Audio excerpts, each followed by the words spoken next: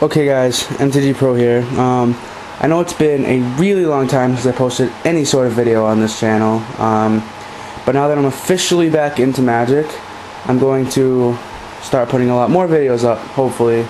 I'm going to be posting some footage from FNMs, some deck techs. I'll be going to the Innistrad pre-release, I'll get some footage of that, but I'm not accepting any trades as of this point. I'm not accepting any trades whatsoever, even with the trusted traders that I've already been with. Just no more at this point. So, starting off, I'm going to be showing you a deck I made for FNMs. I haven't tested it at FNM, but I've tested it against a lot of my friends, and it works really well. I'll actually be taking it to FNM this Friday. So it's mono green, post rotation. So after Innistrad comes and everything rotates, this deck will still be legal. So for land base, we have 23 forests, which is really good. I always draw into a land hand. I'm never drawing into no land hands. I'm never even drawing into mana pockets, which is cool, because 23 I find is a big mana base for most. On top, from that, leading on into creatures, we have 4 Land War Elves, which is actually really good for mana base, because even if I do draw a hand with no mana, I will always have either Land War Elves or Birds of Paradise, which we'll be getting to next. Land War Elves is a 1/1 for 1 green, and you can tap to add green to your mana pool, which is really nice. Good combos with that. Next card we have here is Birds of Paradise. Still not rotated out, it's just that good of a card. It's a 0/1 with flying. It costs 1 green, and you can tap it to add any 1 mana of any color to your mana pool, which really helps. People have seen it a lot in mono green, rug, all that kind of stuff. Our next card right here is Dungrove Elder. He actually just came back in M12. He's a star for 3, 1 green, 2 colors. He has hexproof, which means he can't be the target of spells or abilities my opponent controls. His power and toughness are actually equal to the number of forests I control. Once again, mono green, you're always having a large mana base, which turns out to be good. One card that's basically staple in all green decks, and a lot of other decks that have been famous right now, like Valakut and all that stuff.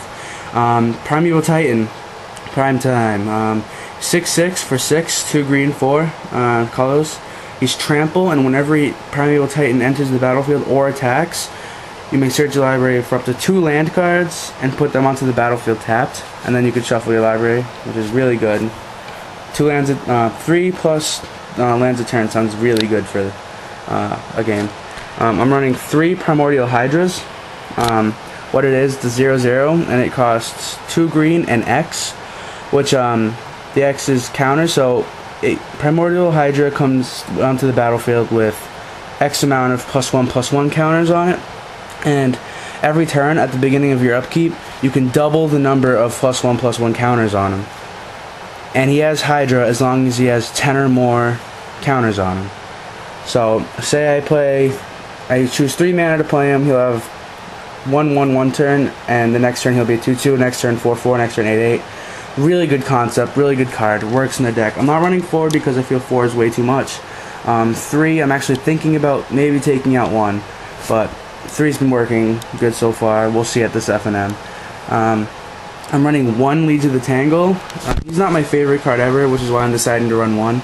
I feel that his mana cost is high, even for a green deck. Sorry, that's just my deck box. Anyways, he's an 8/8 for 8. 2 green, 6 colors. He has trample, and when Lead to the Tangle deals combat damage to a player, I can choose any number of target lands I control and put an awakening counter on each of them.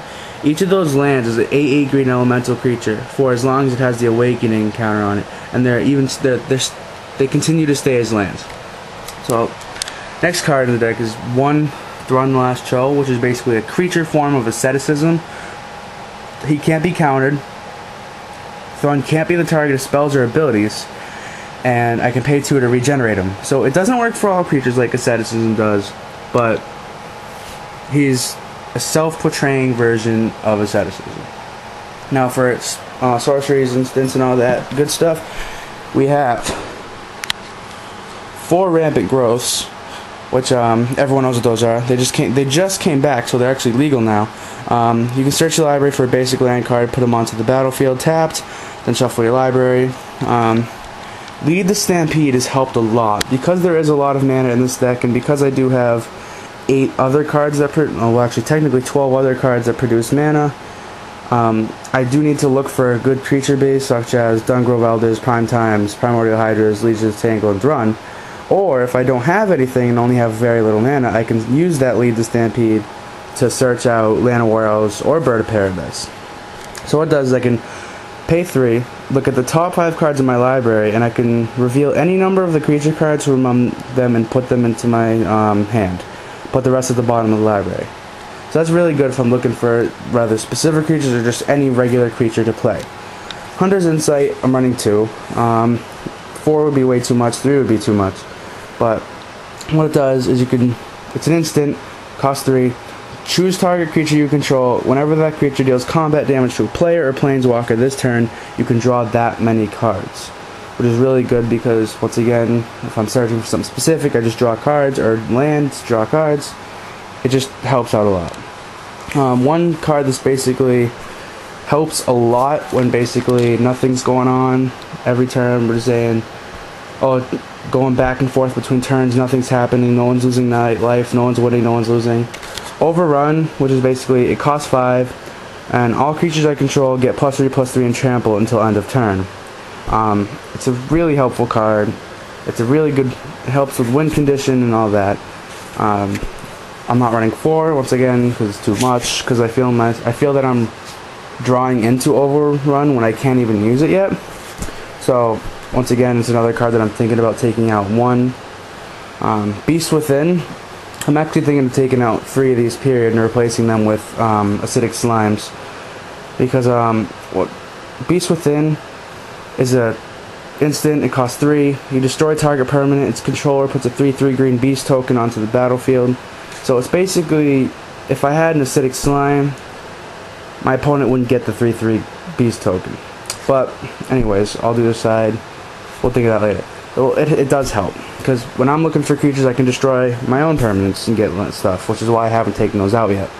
The last enchantment we have is Asceticism, which, like I said, Thrun is basically based off of this card. Creatures you control cannot be the target of spells or abilities you control, and you can pay 2 to regenerate target creature. So that is the creatures, spells, sorceries, all that stuff, and land base of this deck. Now we're leading into the last part of the deck, which is Planeswalkers. For Planeswalkers, I am running 2 Garruk the Primal Hunters. Really good Planeswalker. A few weeks ago, I got the trade. Some dude wanted to give me the Garruk for Jace. I said no, because I was working on blue at that point in time. Tested the deck. The deck really sucked. So I had to work my ass off trying to get these 2 Garruks. I actually got them both, and basically this whole deck at the last FNM I went to through trades. So what he does is, obviously, he's a Planeswalker. He comes out with 3 loyalty counters on him. He costs 5. His +1 is put a 3/3 green beast token onto the battlefield. That's another reason why I might take out this Beast Within over here. His -3 is draw cards equal to the greatest power among the creatures you control, which that's good, always good draw power. His -6 is a put a 6/6 green worm creature token onto the battlefield for each land you control. When I'm playing this deck, I usually focus on his +1, and I'll end up winning the game before I even get to 6.